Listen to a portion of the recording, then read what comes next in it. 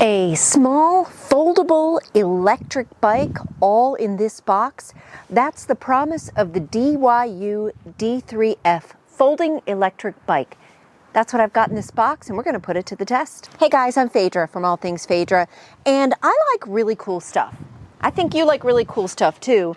And as you know, I had a chance to review an electric bike conversion kit, which is great if you're looking for a full-size bike. But if you're looking for something a little smaller, maybe a little bit more portable, that's what I've got right here. This is from a company called DYU. This model is one that I specifically chose when they reached out to me. It's called the D3F, and I chose it for two reasons only. Number one, it is a lightweight foldable electric bike. So this one comes in at 38 pounds, and it's got a good weight capacity. So this can hold up to 265 pounds. It seemed like the lightest but sturdiest bike that they offer on their website. And we're going to see exactly what it looks like when it comes out of the box, see how easy it is to get it up and running, and then we'll dive into all the details about the bike and about DYU itself. But none of that matters unless this is actually really cool. So let's dive in. This looks double boxed, so I'm going to go ahead and shred the outer box.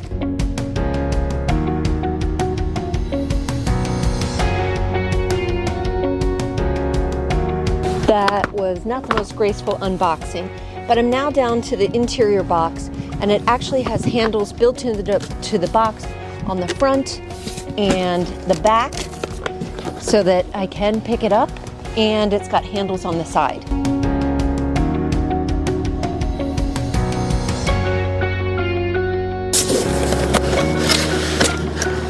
It looks very well packed inside, and the reason I'm doing this today, right now, right here outside, is because, believe it or not, this is the middle of winter, and you don't often get 70-degree days in the middle of winter, at least not where I live.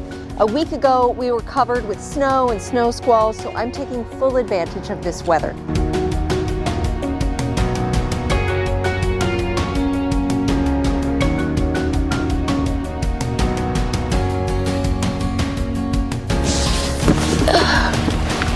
That would have been a little bit more graceful with some assistance. As you can see, this bike comes fully assembled, pretty much ready to go. We're just going to take off all the protective pieces and the packaging.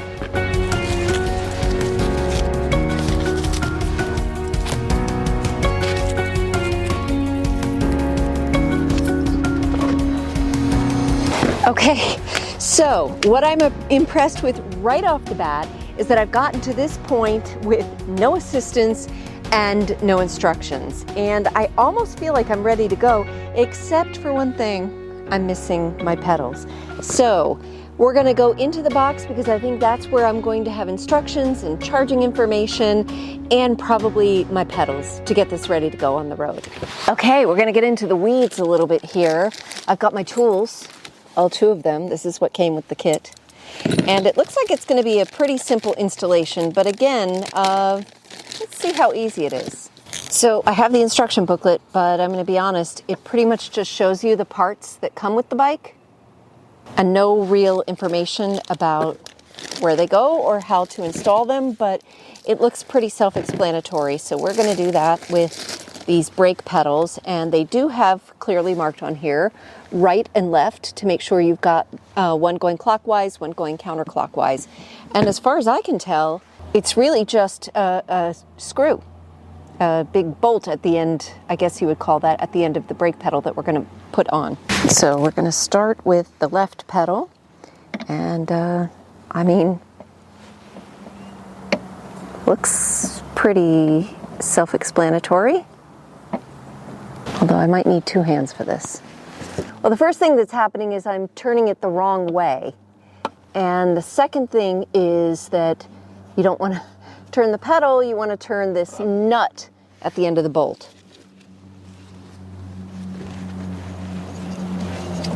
I suppose that could be what this tool is for, but I say hand tighten it as much as you can, and then you can finish tightening it with the wrench. or as they say in the UK, actually, what do they call wrenches in the UK? It's called something different. A close-up of my hand. All right, that pedal's good to go. I'm going to flip the bike around and do the other one. And actually, as I'm looking, it's got this lovely little kickstand here. That makes things easier. Okay, back on the other side, I've got my right-hand pedal as indicated by this little R sticker, and I'm going to insert it and remember the proper direction and just tighten that bolt right there. Hand tighten it as best you can, and then when you get to the very end, we're just going to take our little wrench and secure it. Oh, it's pretty good. Okay, the next step is the fender, and it does give you a little bit of a diagram right here because I wasn't sure if the fender was for the front or the rear wheel. It's going to go in the rear wheel, and this is where you're going to use this little Allen wrench, and I believe that we're going to take this out, and this is where we're going to place the fender. Same thing as before, we're going to hand tighten it. Let's get it straightened and to the correct height. You don't want it too close to the tire. This is going to keep water and debris from splashing up on you right here on the end. And then we're just going to use this little Allen wrench to tighten it.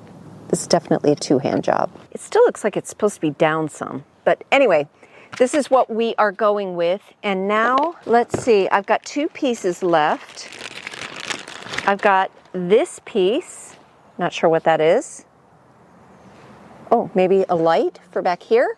And this plastic piece that I found in the box that I just want to make sure isn't a cap that fell off of anything.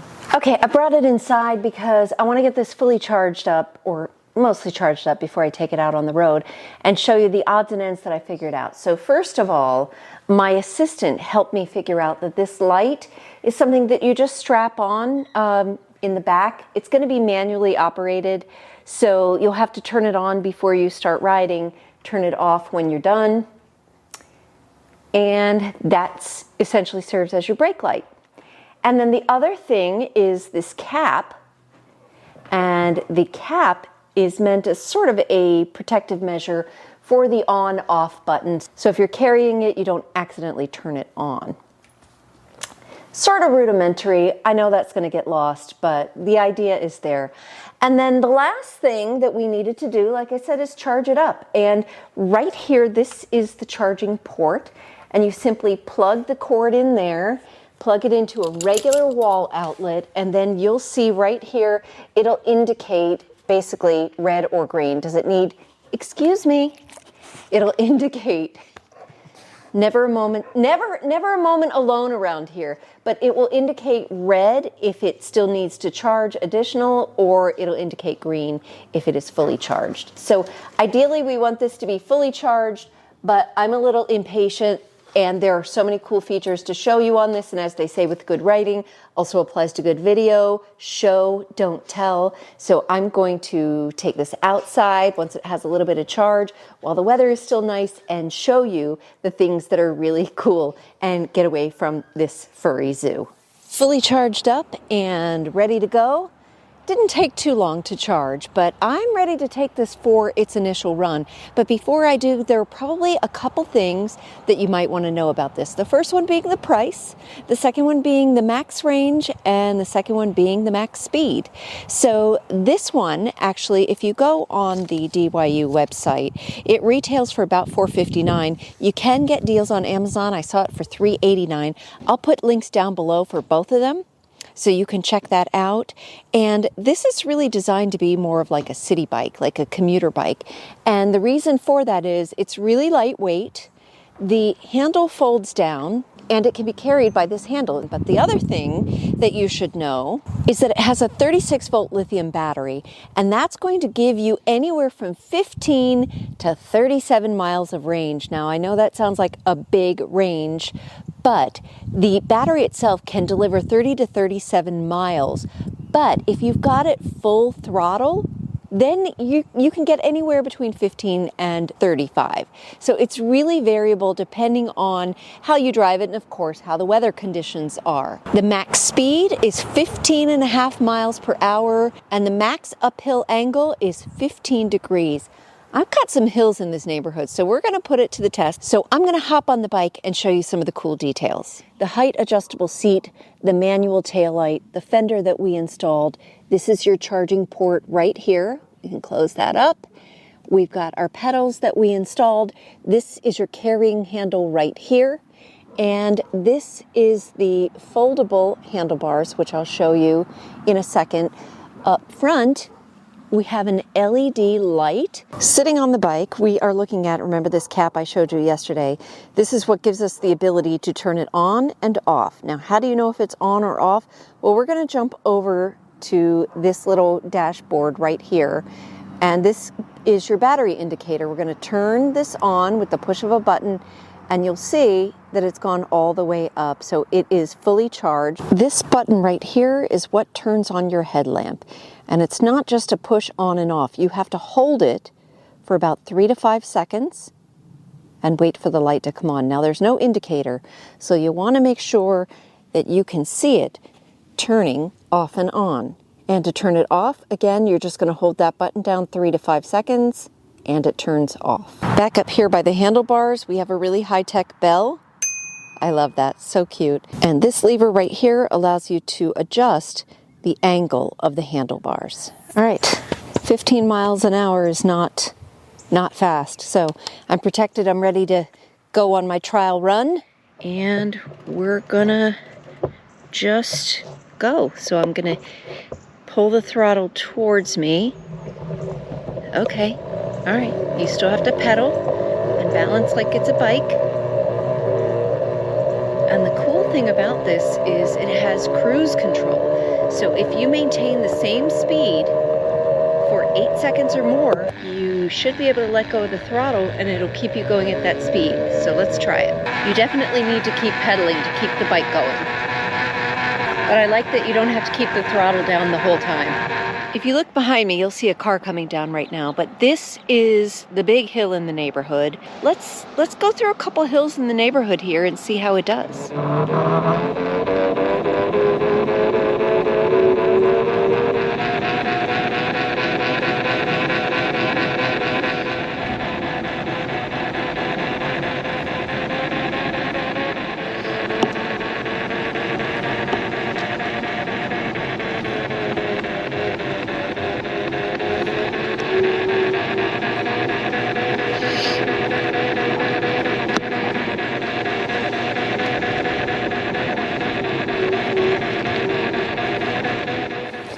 So I'm back from my initial run, and I will say that the learning curve is whatever the opposite of steep is. It's pretty easy to just get on and go. You turn the bike on, you pull the throttle towards you, and you go.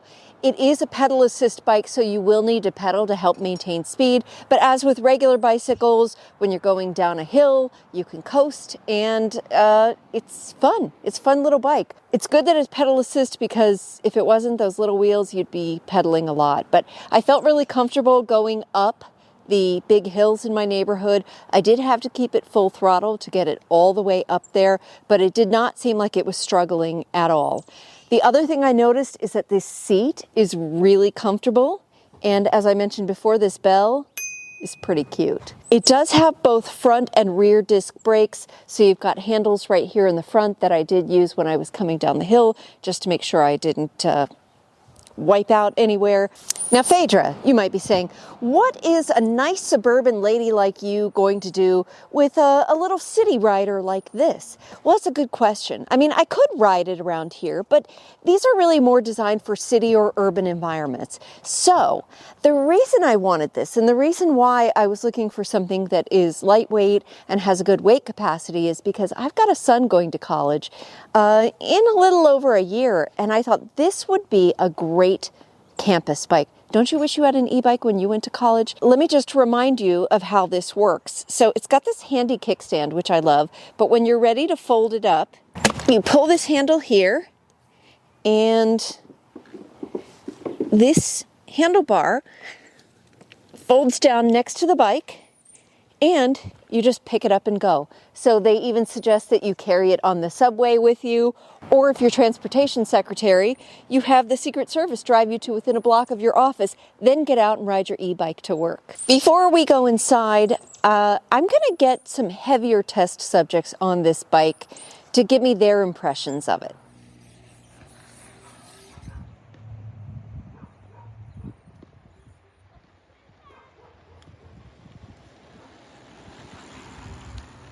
We are back inside because winter has returned. We had one day of good weather, and I'm glad I had the chance to use this e-bike outside. I wanted to talk for a second about that brand, DYU, because it may be one that you're not quite familiar with, and maybe you're a little bit hesitant. I know I always am, because I like to know the country of origin and the quality of the parts that are coming out. Well, DYU was actually a brand that was founded, the technology behind it was founded in 2013. So it's been around for a long time, and it is under a parent company called DYU Netherlands. This particular brand combines the best of German engineering and Chinese supply chain. What that means is you get a well-developed, well-designed product, but you get it at a relatively inexpensive price. And DYU Netherlands has sold over 1 million e-bikes in over 60 countries. So they've been around a while. They're just maybe not as popular in the US because we're just not that active here, but we're working on it. So let me tell you all the things that I loved about this bike. First of all, this cute little bell. Kitty doesn't like the bell. It is portable and it is capable. Those are the main things that I like.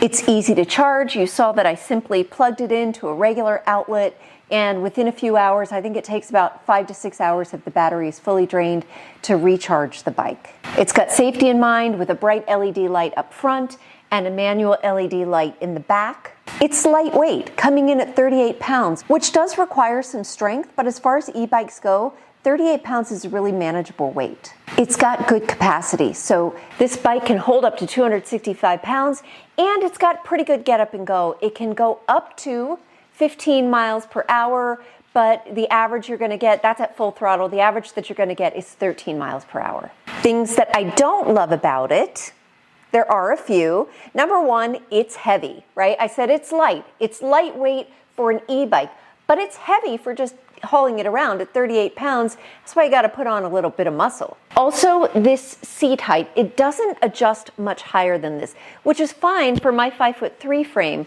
And my 5'10" son got on it and he was okay. My 6' husband, though, he definitely dwarfed the bike. So even though it could handle his weight, the fact that this pole isn't longer and couldn't go higher made it a little awkward for him. And then the last thing is, it's a little noisy. I mean, it's an electric bike. It's got an electric motor. The motor's going to make some noise. I just thought it might be a little bit quieter. But none of those things are enough to dissuade me from this bike at all. I really love it. And in fact, my son is really excited at the idea of perhaps taking this off to college with him. So tell me what you think about this. The DYU portable folding e-bike. This is the D3F. Check out all my links below. And let me know if you think this falls into that category of really cool stuff. Now, if you have really cool stuff you want me to check out, let me know. I can spend my time and money so you don't necessarily have to. And if I love it, I love to share it with you. So be sure to like this video and subscribe so you can come back and check out more great content just like this. Thanks, guys.